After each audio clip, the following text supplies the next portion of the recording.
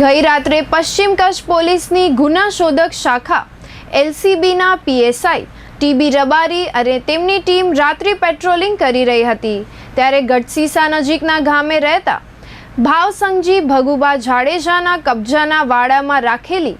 એક કારમાં અંગ્રેજી શરાબનો જથ્થો હોવાની બાતમી મળતા પીએસઆઈ ટીબી રબારી અને તેમની ટીમ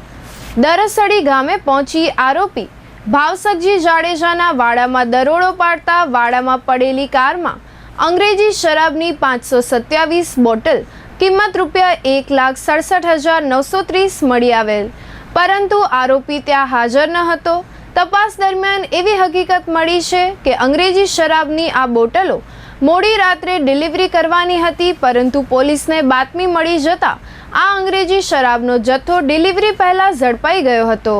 આ અંગે આરોપી ભાવસંગજી ભગુબા જાડેજા સામે